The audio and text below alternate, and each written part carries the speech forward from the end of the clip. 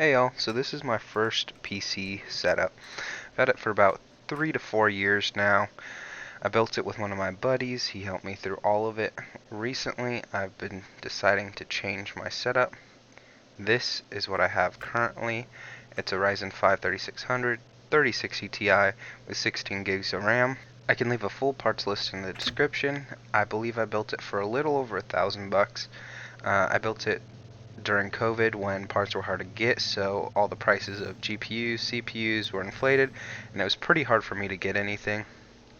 What sparked me wanting to change my PC and upgrade it was purely a case. The Thermaltake Tower 300 case caught my eye. I love the color. It was just I thought it looked really cool, and I decided that I wanted to switch to it. So I knew I would have to go get a new motherboard because it only takes either ITX or micro ATX, sorry. And that was something I did not have. Now the choice was, do I go for AM4 or AM5? I decided just to upgrade everything and go AM5 just so I can hopefully have it last a little longer. Here is all my new parts that I got. Here you can see what I bought for my new PC. I got the Thermaltake tower that I really wanted for the case, a micro ATX board, Ryzen 7700X, 64 gigs of DDR5 RAM, and an AIO cooler. I am going to be reusing the 3060 Ti and my storage from my old PC. Now this is my first solo build, so there's going to be a ton of mistakes, as you can see. But I got through it. It was pretty fun. And let's start off the build with my CPU. So first I just had to get the lever off. That wasn't too bad. Opened it up, getting ready for the CPU to drop in. As you can see here, it is a pinless CPU, so it's pretty easy to install. I just had to align the arrows, make sure that it was in the proper space, and just close the lever back down. Now it did scare me a little bit after this little pop here. I don't know why I wasn't expecting it. I saw it in a video, knew it was going to happen. Now for this next step was installing the RAM. It was pretty easy. Looking back on it, I could have done it a lot faster. As you can see, I just fiddled with it a bit. Cut a bunch of the video out. I fiddled with it a lot.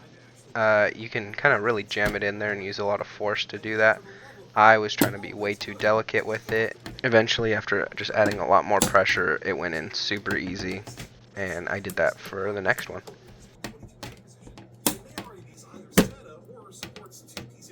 Now next, I install my M.2 drive to SSD. It is 1 terabyte. Now I did have a lot of issues with this, and this was just my negligence. First, you can see off where I'm putting it in isn't the right spot necessarily. The M1 slot, or the first slot, is supposed to be where that black bar is above. You can see there's the 2 black screws above it too. My middle finger's kind of on it. That's where I was supposed to plug it into. I eventually did fix this. Also, you can see that it is bent. It is not supposed to be bent. There are little standoff screws, which I should have used, I believe, and that would make that not bend. But anyways, that wasn't the right place for where I was supposed to put it. And up next is getting the CPU cooler set up, the AIO. This was my first time ever using one. It's pretty cool. I did mess up a little bit, and I will show you where.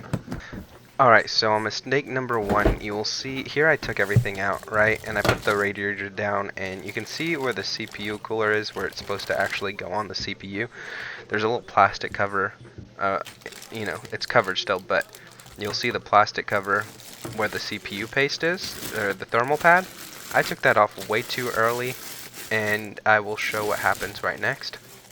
What ended up happening after I took it off was I got CPU paste on my finger, and I messed up the pad. So don't take it off. I learned my lesson. I also did get it on the table and a little bit mixed up everywhere. I put it on. I decided just to leave it, and it's still fine.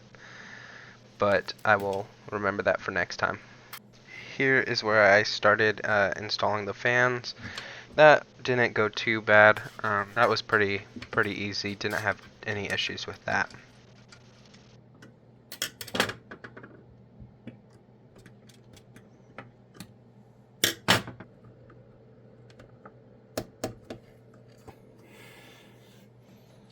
And boom, the fans are installed. And here is where I switched the brackets for the CPU cooler. The original ones, I don't remember what it was for, but in the box it came with all of the additional brackets that you can need for depending on what CPU you have, or CPU brand.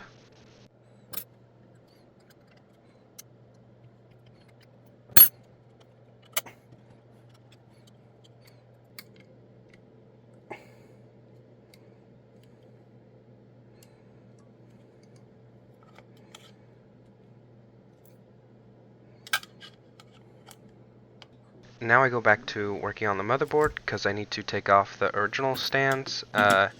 You'll see where I'm about to take stuff off. That's where the standoff screws go for the new cooler.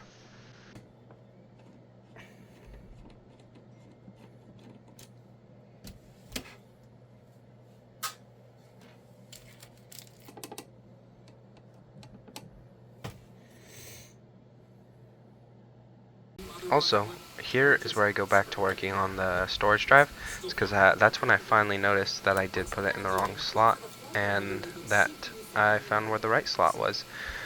I also didn't do it right the second time, so the way the screws were, I just put them in wrong.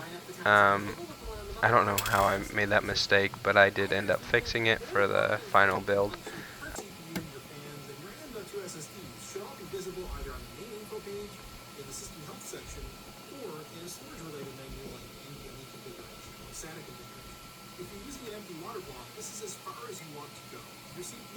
Now here is where I'm starting to work on the power supply. Don't know what I put in my hand and why I try to put it through there.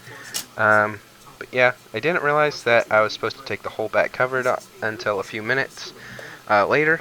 I was like, why isn't this fitting through? I did solve it a few seconds later though.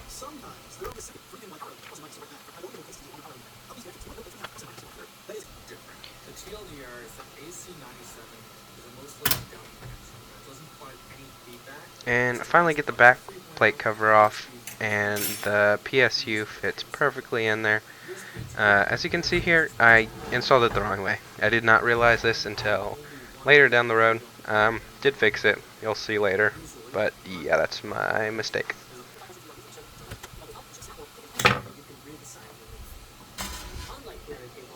So the next step on the journey was actually getting the motherboard in. Here I was just messing with the screws, trying to see which ones fit. Also, something I should have thought about more was here in the corner, you see my dog. He's probably a static ball of fluff ready to shock my computer as I'm right next to him. Luckily nothing went wrong.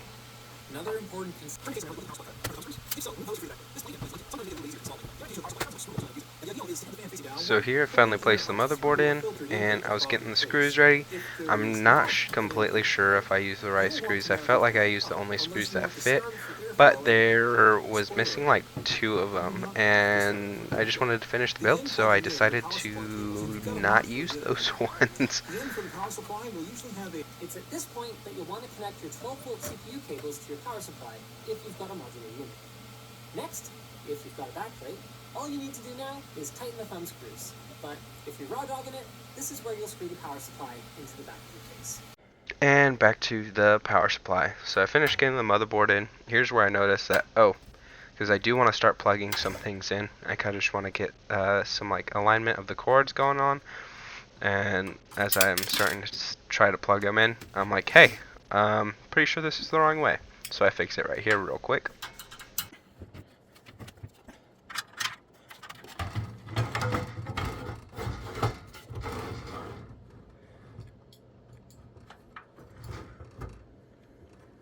Now right around here I finished putting the screws in, but I do notice that there's these 2 screws on the bottom-ish that prevent it from swiveling like in and out how it was before, how it just kept sliding, and I did switch it to those screws so that way I wouldn't have that issue anymore. Here is where I start working on the GPU. It's pretty easy. I just took the tabs out. I did take a while to align it. I did try getting it in like the wrong slot originally. There's 2 of them, so I made that mistake for a second time. I do eventually end up getting it, and fits well.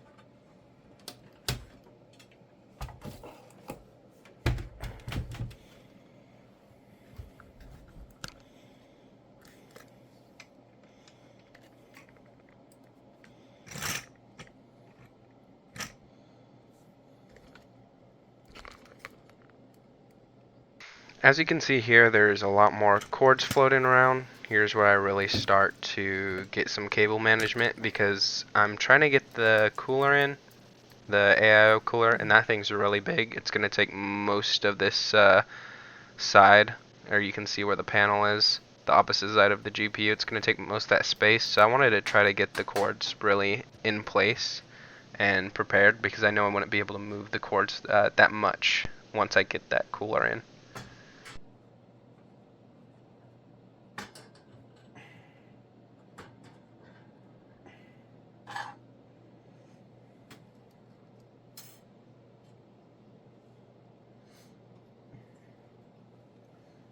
And getting this cooler in wasn't too bad. After taking off that bracket, I just put it in and I kind of laid it down so I could put the bracket back on and get everything settled into place.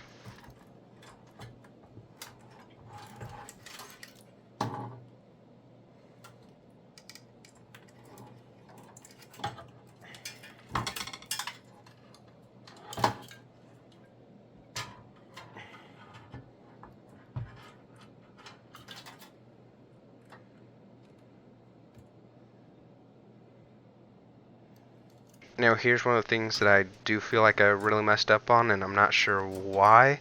All the screws, I ended up just using 4 of the screws to keep this radiator bolted in. At first I was looking for screw holes, then I realized that there was none.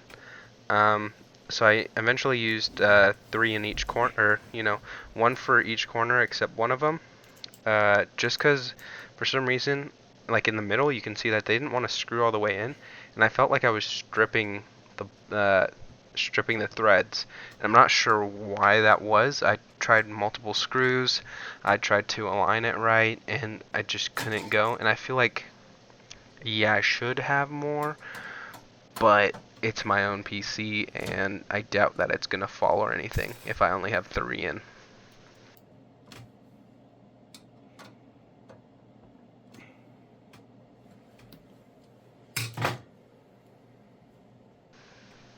And here is me putting the CPU cooler, like actually attaching it. I did fiddle with it for a while because I wasn't sure which side or which way I wanted the lines to come through. I don't, the way I did it doesn't look too clean because the power cord, or there's like another cord that's coming out from another direction that I had to plug in. But I think it looks alright. There wasn't really too many options that I had though.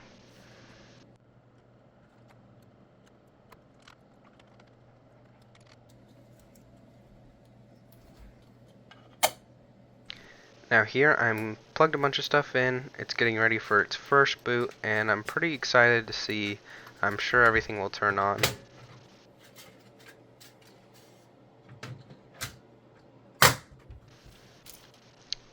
And after pushing the power button, we have lights, the fans are all going, and I'm pretty excited. Soon after, it does boot into BIOS, and there I do run into kind of a big issue. So I am excited that I got into BIOS, but I'm having one problem, and that problem is that my motherboard is not recognizing my storage. I wasn't sure if that's normal in BIOS for it not to show up, but that did give me some issues, and I figured maybe I can try booting Windows with this flash drive that I have, and that's just a normal issue that it won't show up in BIOS. I was completely wrong. So what I did was I did start messing with some settings in the BIOS, figuring that something was just I did something wrong, and I found that information on YouTube. It wasn't the best. What ended up happening was my BIOS would not show up, and I was getting some LED indicator like problem lights, and that was a whole mess. I could not get it back on, so what I did is I took it to one of my a PC shop that's not super close to me. I drove like an hour and a half each ways, and just to get a diagnostic, and the dude there was super helpful. So the guy there did he reset the motherboard. I think he just took like the batteries out. There's two or one watch batteries in the motherboard, and he said that if you take it out, it resets its memory. So it went back to normal, and he was looking up just some things online, and he's like, oh yeah, your motherboard doesn't support your storage drive, and I was confused. Apparently, there's a difference between SATA M.2 and NVMe M.2, and my motherboard will only support NVMe M.2 without any adapters. So what I ended up doing was just, and you can see here, uh, it's where it says M.2.1, it shows not present. I did end up buying a new NVMe drive, 2 terabytes this time, and I installed it there. He just gave me a screwdriver and was like, "Yeah, you can install it here. Make sure everything works fine." It booted up perfectly, and then I went back home and I installed Windows, and everything was beautiful. And yes, I do realize that I still need to overclock my RAM, as that's not at the posted speeds as the box I bought it from. And here you can see that the new NVMe drive shows up perfectly, 2 terabytes. And in the very corner, you can see that where the PC is, you can see that that GPU looks a little bit different. I did end up ordering a new GPU and installed it off camera. It is a AMD Radeon 7900 XT. Pretty excited. It is a little overkill, but I already went over budget, and I figured why not, you know? Now, here is what my setup looks like now. I'm pretty happy with it. I'm glad I chose everything I did. I'm happy the build went the way it did. I would love to build another PC. It was a fun experience. It was my first time doing it by myself. And yeah, I would do it again if I had the opportunity to.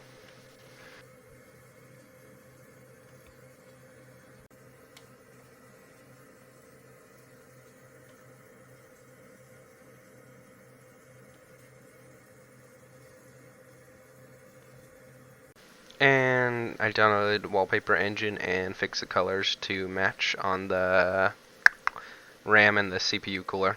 And this is how the final setup.